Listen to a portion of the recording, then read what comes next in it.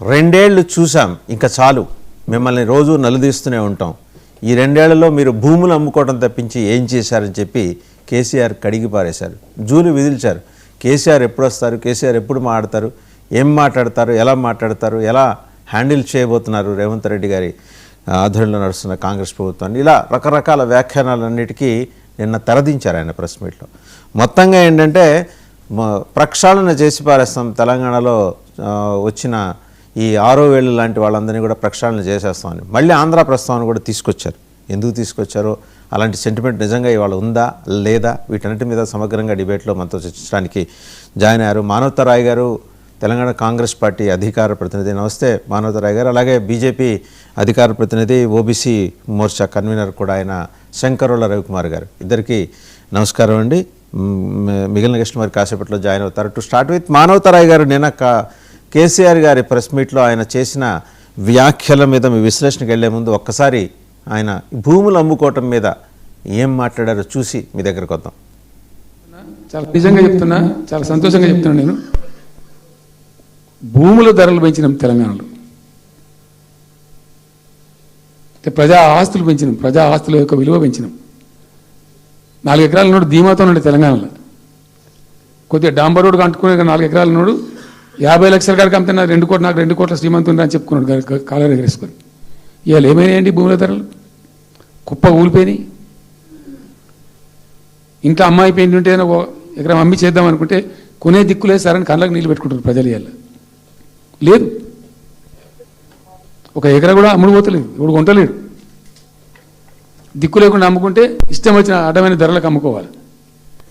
Right. Manavata Roy గారు చూశారు కదా, ఆయన ఆవేదన వ్యక్తం చేశారు. భూములు అమ్ముకోవటానికి వస్తే కనీసం పైసలు కూడా దక్కవేమని అంటున్నారు. ఏమంటారు మీరు? ఇప్పుడు భారత రాష్ట్ర సమితి అంటేనే భారత రియల్ ఎస్టేట్ సమితి.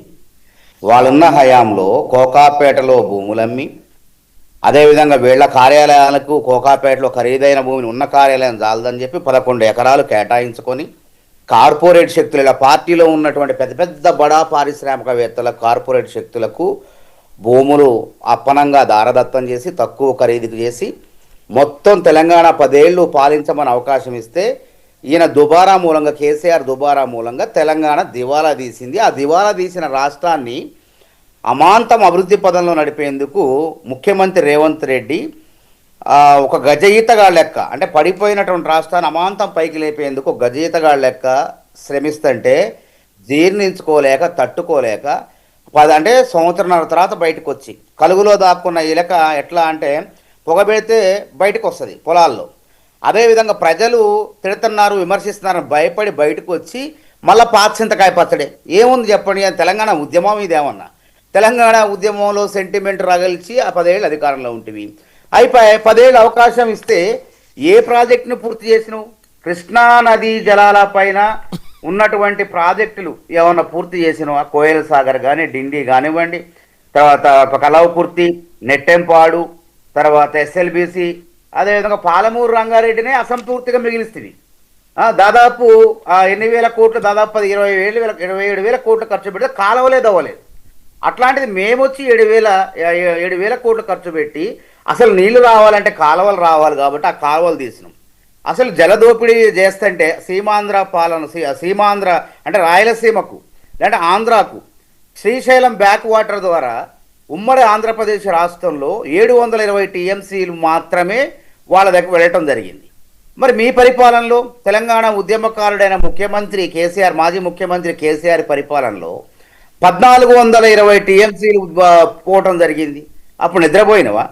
ఏం చేస్తున్నప్పుడు? అప్పుడు పడుకున్నావా? అంటే జగను నువ్వు అంటే తెలంగాణ యొక్క ఆత్మగౌరవాన్ని కేసీఆర్ అధికారంలో ఉన్నప్పుడు రోజా గారి రొయ్యల పులుసుకు, చేపల కూరకు తాకట్టు పెట్టి బేషన్లు లేవు, బేషజాలు లేవు అని చెప్పేసి రాయలసీమను రత్నాలసీమ చేస్తా, తెలంగాణను ఎండబెడతా, పండబెడతా అని చెప్పి నీ రాజకీయ స్వార్థం కోసం కక్కుర్తి పడినవా లేదా? ఆ రోజు ద్రోహం చేసినవా లేదా?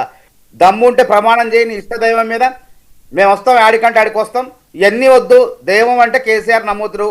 యాదాద్రి లక్ష్మీ నరసింహస్వామి దగ్గర పోదాం పాండి.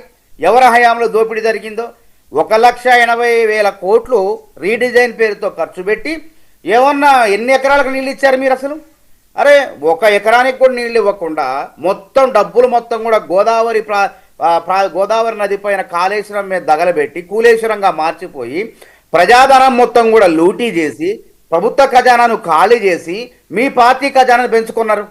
ఈ తెలంగాణ ప్రజలు తెలిసే కదా మిమ్మల్ని ఓడించింది. ఇవాళ ఆ రోజు మరి ఉమ్మడి రాష్ట్రంలో చంద్రబాబు నాయుడు గారు 2016లో ఉన్నప్పుడు నీటిపారుదల శాఖ మంత్రి దేవినేని ఉమామహేశ్వరరావు గారు ఉన్నప్పుడు హరీష్ రావు గారు వీళ్ళు ఏం సంతకం చేశారు? కృష్ణా జలాల్లో ఉమ్మడి రాష్ట్రంలో 811 టీఎంసీలు కృష్ణా జలాల్లో వాడుకోవాలని ఉంది. తెలంగాణ విడిపోయింది. విడిపోతే 512 టీఎంసీలు ఆంధ్రకు, 299 టీఎంసీలు తెలంగాణ కానీ సంతకాలు పెట్టించి తెలంగాణ నీటి వాటాకు తెలంగాణకు ద్రోహం చేసింది బీఆర్ఎస్ మీరు కాదా? అసలు అది ఏ పార్టీ అర్థం కావట్లే. టీఆర్ఎస్ ఎల్పీ మీటింగ్ అంటాడు, అసలు ఒక అపరిచితుడు లెక్క మాట్లాడిండు. అంటే గతాన్ని మర్చిపోయిండు. 10 ఏళ్ళు ఆడ కూర్చొని 1,80,000 కోట్లు పెట్టి ఎకరానికి కూడా నీళ్ళు ఇవ్వకుండా కాళేశ్వరం మొత్తం కుప్పగూల్చేసి ఇవాళ తెలంగాణ కృష్ణా నదీ జలాలు తీసుకురాలేదు, గోదావరి నదీ జలాలు కూడా ద్రోహం చేయడం జరిగింది. ఆ రోజు బనకచెర్ల ప్రాజెక్టు కడతంటే అదేవిధంగా కనిగిరిపోయి అంటే అది Banakacherla head regulatory project Nallamala మీదుగా కర్నూలు మీదుగా కనిగిరిపోతే అక్కడ 2.5-3.5 లక్షల ఎకరాలు నీటి పారితే రోజా ఇంటికి పోయి ఏం మాట్లాడినవో వీడియోలు మా దగ్గర లేవా? యూట్యూబ్లో లేవా? ఎంత అంటే అధికారం కోల్పోతే అధికార దాహం కోసం ఈ విధంగా మాట్లాడతావా? వచ్చి నువ్వు రాక రేవంత్ రెడ్డి గారు మేమంతా ప్రశ్నిస్తే ప్రజలంతా ప్రశ్నిస్తే వచ్చినావు. వరదలు వచ్చినా రాలేదు, ప్రజలు కష్టాలు పడితే రాలేదు, ఏది రాలేదు. అదేవిధంగా అసెంబ్లీకి రాలేదు, ఎక్కడ రాలేదు. ఇవాళ వచ్చేసి ఏదో మొత్తానికి రాజకీయం చేయాలని చెప్పి రాజకీయంగా మాట్లాడితే ఎవరు నమ్ముతుడిని? ఉడత ఊపులకు తాటాకి చప్పుళ్లకు ఎవడు భయపడతాడు?